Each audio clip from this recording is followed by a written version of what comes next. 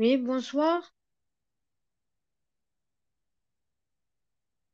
D'accord, merci Christophe. Je voulais parler de ma situation avec ma fille Katharina qui est toujours placée placement secret, hein, on va dire, parce que je n'ai pas les informations dans quel lieu d'accueil elle est. Je sais juste qu'elle est à Pusserier et je n'en sais pas plus. J'ai eu le jugement de la juge des enfants qui a pris sa décision de renouveler la mesure du placement pour 2 ans de plus, donc jusqu'à ses 17 ans. Et ils veulent me faire faire une expertise psychiatrique rien que parce que je dénonce la vérité dans les réseaux sociaux. Donc ça dérange, la vérité, elle dérange. Et ça dérange tellement que il n'y a pas si longtemps, j'ai publié le jugement là euh, de la juge des enfants avec l'expertise, hein, comme quoi je dois aller me faire expertiser parce que je serais un danger pour la société, pour eux, quoi, parce que je dénonce la vérité. Et ça va très très loin, ça va jusqu'à me supprimer mes vidéos que je fais sur TikTok. Ils ont fait un signalement sur TikTok, comme quoi euh, je ne respecte pas les consignes communautaires. Alors, je ne comprends pas parce que je fais que dénoncer ce qu'on me met sur le dos. Donc là c'est l'ordonnance d'expertise psychiatrique hein, de la juge des enfants de Béziers. Donc, elle s'appelle Stéphanie Fernandez. C'est elle qui a pris la décision de me faire expertiser. Moi, je suis pas d'accord de la décision, donc j'ai fait appel de la décision là aujourd'hui même. J'ai fait par recommandé.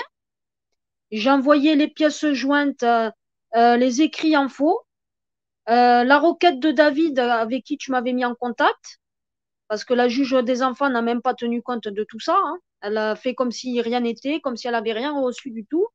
Certains articles de loi que j'ai mis en avant et bien sûr le jugement comme quoi je suis pas d'accord. Je ne ferai pas cette expertise. Hein. Alors je sais pas, la situation elle me dépasse parce qu'il est écrit sur le jugement que ma fille s'est mutilée.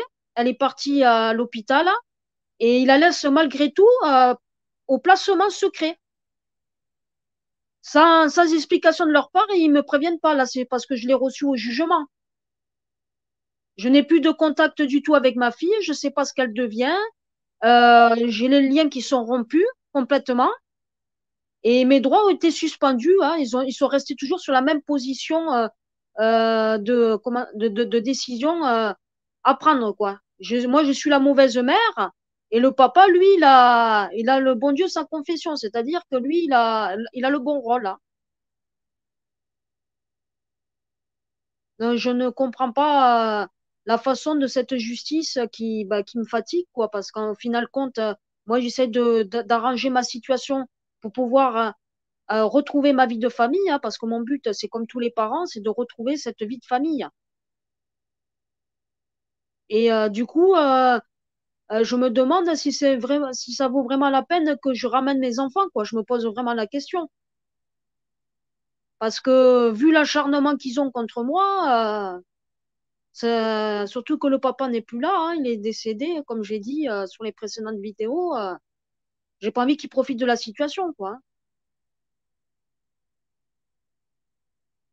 J'ai eu quelques nouvelles de mes enfants à l'étranger qui se posent des questions pourquoi ils sont pas avec moi. Alors moi, je leur dis ben, parce qu'il y a une première situation qui dure depuis plusieurs années et puis comme je n'ai pas de logement à moi, je ne peux pas me permettre de prendre mes enfants, quoi. Il faut que j'ai une situation. J'ai un travail, mais j'ai pas la situation de logement à moi. Je, je commence à en avoir marre de cette mafia à eux, hein, parce qu'il faut dire ce qui est, c'est une mafia et il faut que ça s'arrête, quoi. Il faut à un moment donné qu'ils nous rendent nos enfants et puis nous laissent tranquilles. Parce que je vois pas le bout du tunnel, là. Pour le moment, je vois pas le bout de la fin de ce calvaire, parce que c'est vraiment un calvaire de vivre avec le manque de ses enfants, de nous dénigrer, de nous salir comme ils le font. Je suis avec une maman actuellement, avec Linda, que tu connais très bien.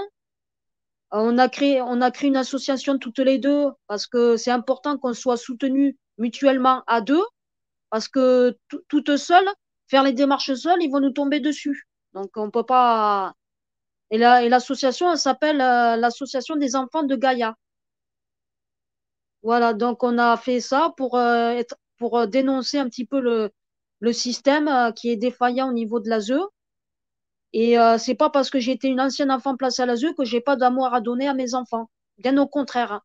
Je sais donner de l'amour à mes enfants et je sais m'en occuper. C'est eux ils sont dans un délire, si je puis dire, malade. C'est plutôt eux qui sont malades, hein. C'est eux qui vont pas bien dans leur tête et qui voient le mal de partout. Ils savent pas faire la différence entre le bien et le mal qu'ils font aux familles et aux enfants. Donc, du coup, on se retrouve dans l'engrenage et on ne sait pas comment s'en défaire.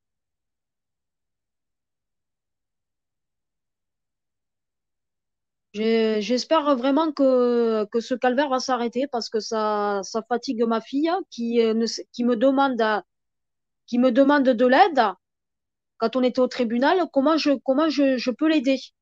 Le problème, c'est que j'ai fait toutes les démarches possibles, comme saisir une avocate pour aller saisir la juge aux affaires familiales, comme David m'avait suggéré.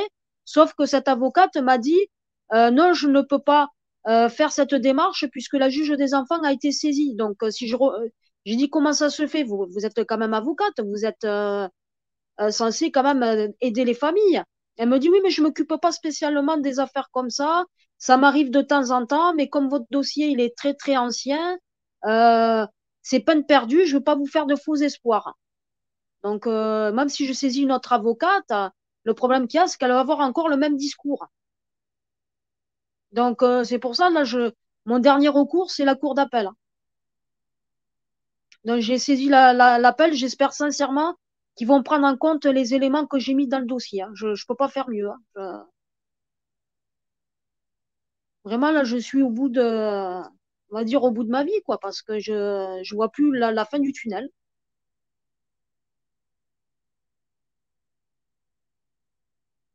Hein, j'ai fait à peu près le tour de ce qui se passe. L'éducatrice qui me dit, Madame Christelle Marty, je l'appelle, elle me dit, oui, les documents, qu'est-ce que vous en avez fait de ce que je vous ai donné après le tribunal?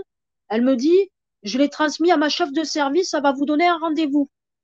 Donc moi, je l'ai enregistré parce que comme ça, elle me dit pas que j'étais désagréable avec elle. Justement, j'ai pris comme on dit, de l'eau dans mon vin, comme on dit, et je lui ai parlé calmement.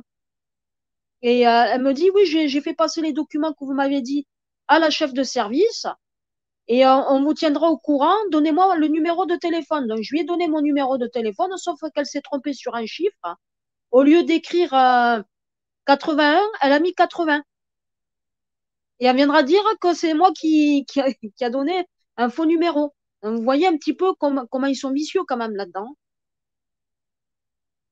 Donc voilà, moi j'ai fait le nécessaire, j'ai tout fait. Maintenant, si ça va pas dans mon sens, j'espère sincèrement que ma fille, au moins qu'elle puisse dire ce que elle veut exactement et qu'elle soit assistée d'une avocate parce qu'elle a le droit à une avocate, sauf qu'il ne respecte pas cette loi. D'ailleurs, toutes les lois, elles ne sont pas respectées. Moi, je lui ai dit à ma fille, prends une avocate que tu choisis. Que ce soit pas l'ASE qui choisisse l'avocate à sa place, quoi.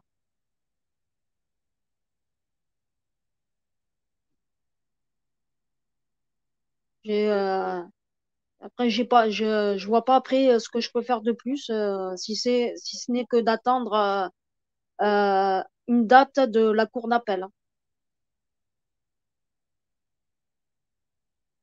Je sais pas après si je dois y aller toute seule avec ma plaidoirie.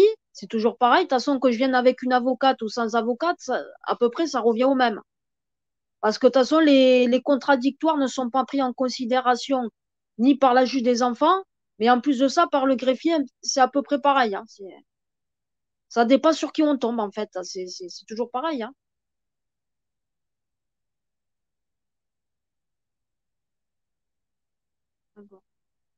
Ben voilà, je voulais juste dire que la situation, elle reste toujours au même point.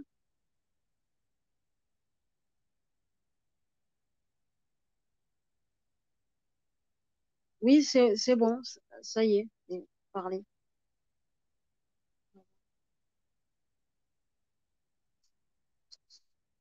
Oui.